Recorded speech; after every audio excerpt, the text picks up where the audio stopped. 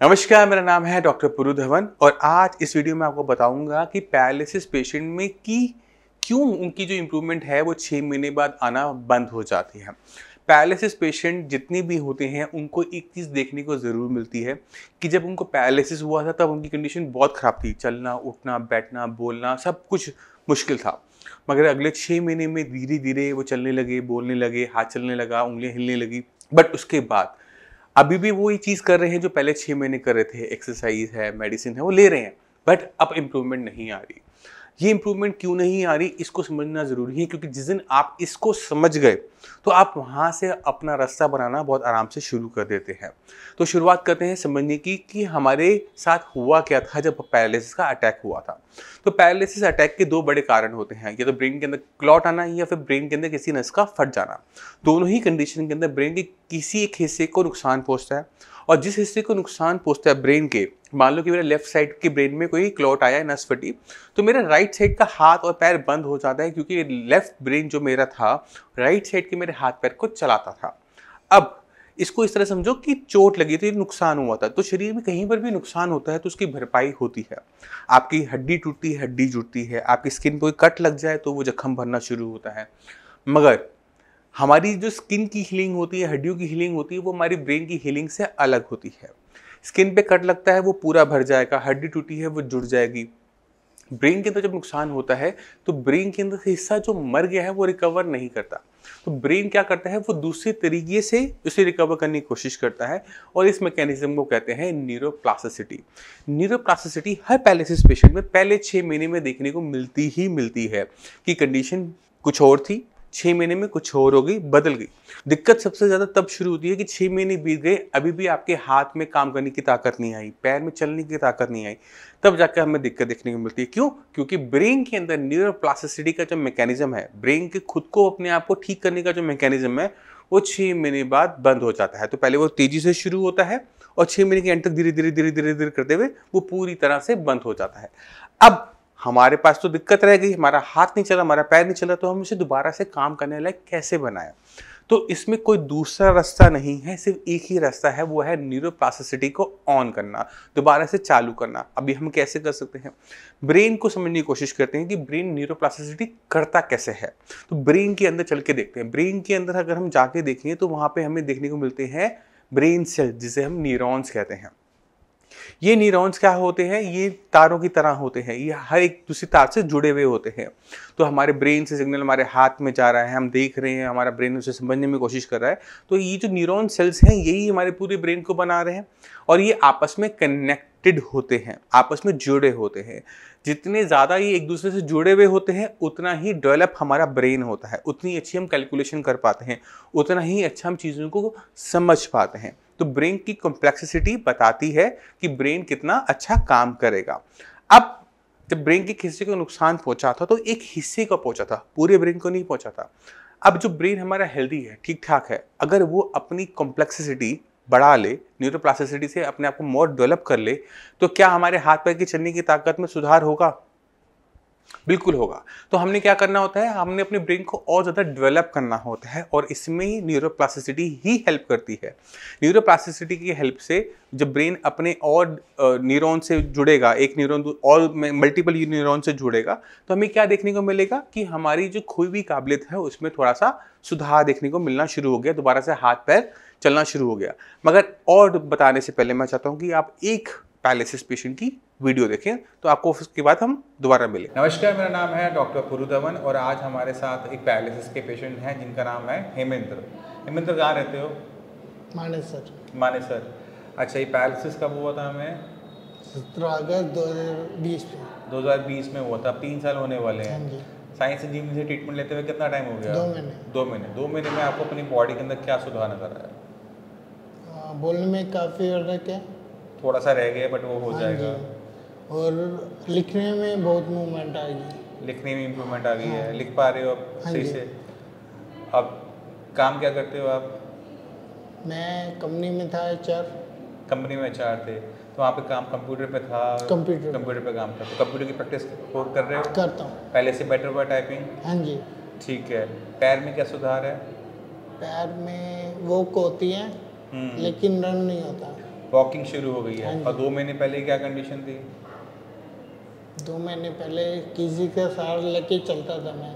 2 महीने पहले सहारा लेना पड़ता था, अब बिल्कुल सहारा नहीं लेना नहीं। पड़ता, अपने आप चल लेते हो आराम से। हाथ में कोई वीकनेस तो हाथों पर करो, सबको दिखाओ, हाथ वीकनेस बंद करो, एक बार चल के दिखाओ। तो बाकी जो पेशेंट हैं पैरालिसिस के, जो जूझ रहे हैं आपकी तरह, उनको क्या एडवाइस करोगे? मेन यही है, हक दवाई लो, यहाँ से इम्प्रूवमेंट होगा। हेमेंद्र जी ने 2022 में सितंबर में भी कांटेक्ट किया था, मगर ये यहाँ पर आकर मिल के चले गए, मेडिसिन लेके नहीं गए थे। इनके माइंड में बहुत सारे डाउट रह गए होंगे उस टाइम में शायद, है ना। बट अब जब 2 महीने बाद 2 महीने का ट्रीटमेंट आपने अब शुरू किया 2023 में, फरवरी एंड मार्च में, जी। अब पता लगा मेडिसिन में कितना दम है, इतना भटकने के बाद, काफ़ी दम है ना। ठीक है, तो जितने भी पैरालिसिस के पेशेंट हैं उनको समझने की ज़रूरत है कि ब्रेन के अंदर जब क्लॉट आता है या नस फटती है तो ब्रेन का एक हिस्सा मर जाता है। अक्सर डॉक्टर्स बोलते हैं कि ये ठीक नहीं होगा, और वो बात सही भी है कि हम मरे को ज़िंदा नहीं कर सकते, बट जो हिस्सा मरा है उसका काम हमें बाकी हिस्सों को डिवाइड करना होता है।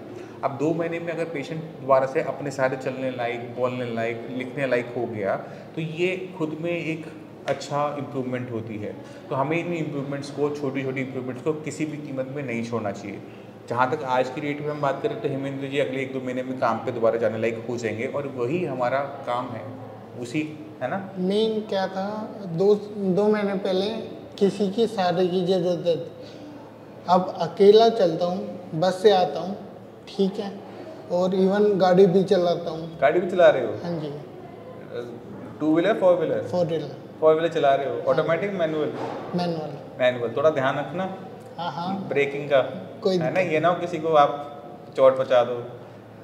इवन पहले तो बैक ही करता था, अब तो 150-200 किलोमीटर चला लेता हूँ। बढ़िया, बहुत बढ़िया है। ऐसे अच्छा लगता है जब ऐसे पेशेंट आते हैं, इतनी अच्छी इम्प्रूवमेंट बताते हैं, तो खुद को लगता है कि हम कुछ अच्छा काम कर रहे हैं। और ये बहुत ज़रूरी होता है किसी भी डॉक्टर के लिए, क्योंकि अवार्ड ट्रॉफी डॉक्टर्स के लिए लेना बहुत आसान काम होता है, मगर जब अच्छे पेशेंट जब ठीक होता है ना, उससे बढ़िया ना खुशी होती है ना कोई अवार्ड होता है। पहले क्या था, 2 व्हीलर पे जब चलते थे ना तो कॉन्फिडेंस नहीं आता था। अब 2 व्हीलर थोड़ा चलाते हैं लेकिन चलाते हैं। चलाते हो? हाँ जी। गिरने का डर तो नहीं लगता उसमें? डर तो लगता है। हाथ में भी ऐसे तो नहीं ना कि ब्रेक लेट लगती हो? नहीं, वो दिक्कत नहीं आती। दिक्कत ये आती है टाइम पे ब्रेक लगेगी नहीं लगेंगे। मैं वो इसलिए तो क्या पूछ रहा हूँ आपसे, क्योंकि हाथ में वाइब्रेशन है अभी। हाथ में वाइब्रेशन है। हाँ जी। बट अभी आप कोशिश करो कि आप खुले में चलाओ ग्राउंड में, क्योंकि किसी को और को नुकसान ना पहुँचे। अभी तो ग्राउंड में ही चलाता हूँ। ग्राउंड में चला रहे हो अभी? और गाड़ी भी ग्राउंड में चला रहे हो, सड़क पे चला रहे हो? सड़क पे चला रहे हो, हाईवे पे, मनेसर हाईवे, गुड़गांव मनेसर हाईवे। मनेसर मेहंदगढ़। अच्छा, मनेसर से मेहंदगढ़, ठीक है। चलो, हमारी पूरी और इवन इसमें डे भी नाइट भी, डे नाइट भी। चलो, या ये तो अच्छी बात है, बहुत अच्छी। क्योंकि यहाँ से 6 बजे निकलते हैं और घर पहुँचते हैं 8-9 बजे। तो आप अभी तो काम कर नहीं रहे, आप कह रहे थे अभी? तो घर तो जाता हूँ। तो जॉब से जा रहे हो, काम कर रहे हो अभी? नहीं, हाँ। वाइफ कर रही है जॉब। तो उनको लाना ले जाने वाला काम कर रहे हो? हाँ, यही कि बच गया। चलो, अच्छा ना, टाइम मिल गया, ठीक है। बट हाँ, ख़त्म होने वाला है, थोड़ी सी अपनी मेहनत करो।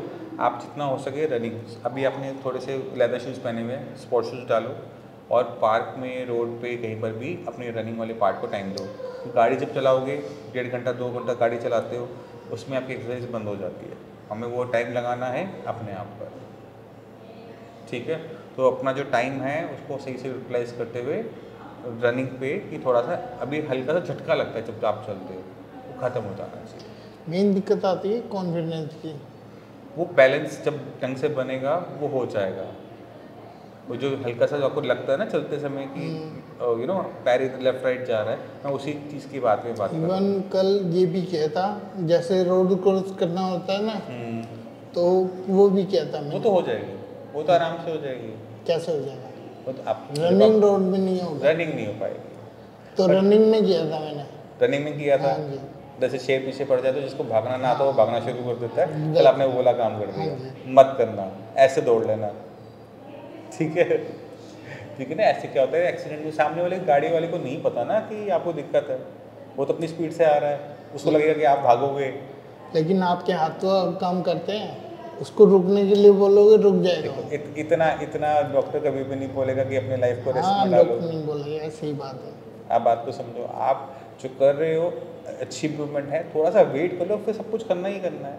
आप दौड़ो, दौड़ने के लिए मना नहीं है, बट ग्राउंड में दौड़ो कि चोट लगने की संभावना ना हो। गाड़ी के सामने दौड़ने का कोई मतलब नहीं बनता है। नहीं, दौड़ने में एक दिक्कत आती है, जैसे ग्राउंड में दौड़ते हैं ना, तब ऐसा लगता है गिर जाएंगे अभी। अब कल जब सड़क पर दौड़े तब लगा? तब तो क्रॉस ही किया था। तब डर था वो? डर तो था। गिरने का नहीं, मरने का।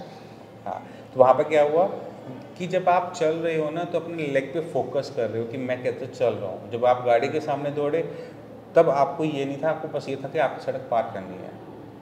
तो दोनों चीज़ों में फ़र्क आ गया। नहीं, उसमें कोऑर्डिनेशन का फ़र्क आता है। ये साइड है, आ रही है गाड़ियाँ, ये जा रही हैं। हाँ, आप कैसे क्रॉस करोगे? माइंड में फोकस खत्म हो गया ना। आपने फोकस अपने पैर से हटा के गाड़ी पे लगाया कि गाड़ी इधर से आ रही है, ये गाड़ी इधर से आ रही है, मुझे इतनी स्पीड पकड़नी है, तो मैं ये रोड इस तरह से क्रॉस कर लूँगा।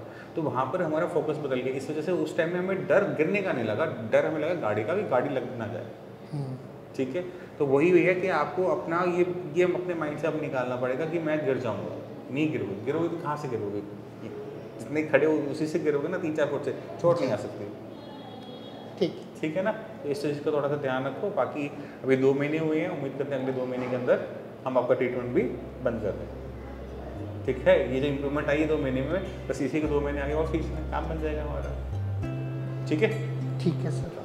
तो आपने खुद देखा कि इनको भी बहुत ज़्यादा टाइम हो चुका था। अब हमारे पास कोई चमत्कारी चीज़ तो है नहीं। कोई भी चीज़ जो हम मेडिसिन देंगे, कोई भी ट्रीटमेंट करेंगे, तो जो नेचर के लॉस है उससे बाहर जाके तो कर नहीं सकते। तो हमने सिर्फ एक छोटा सा काम किया था। हमने कोशिश की थी कि इनकी जो ब्रेन के अंदर न्यूरोप्लास्टिसिटी है वो दोबारा से रीस्टार्ट हो जाए। और जब वो दोबारा से रीस्टार्ट हुई तो पेशेंट के अंदर रिकवरी देखने को मिली कि पेशेंट के हाथ पैर में दोबारा से इंप्रूवमेंट आनी शुरू हो गई।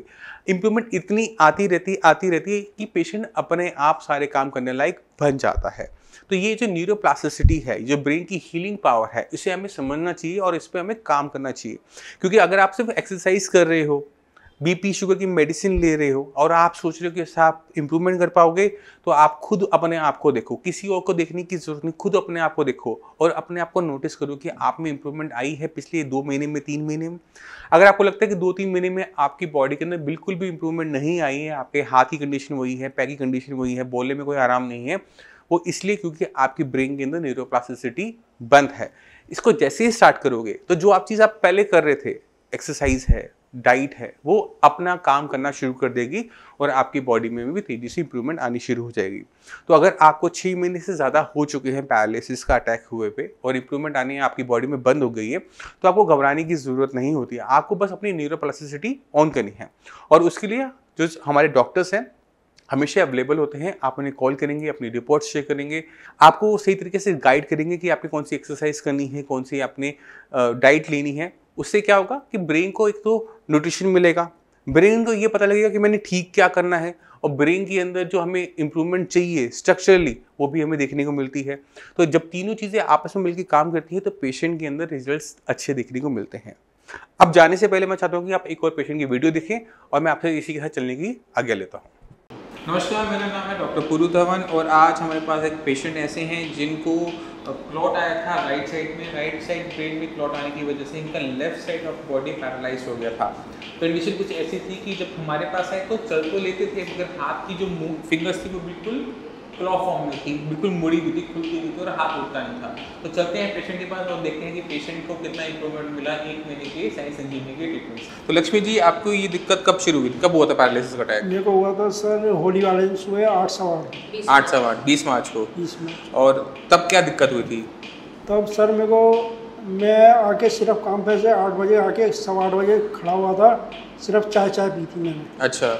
चाय पीने के बाद मेरे हाथ में और पैर में एकदम सरसराहट सी महसूस हुई। मैं ये चाय लेके आई थी, मैंने चाय पी थी। मैंने उनसे कहा, मेरे को कुछ अजीब सा महसूस हो रहा है।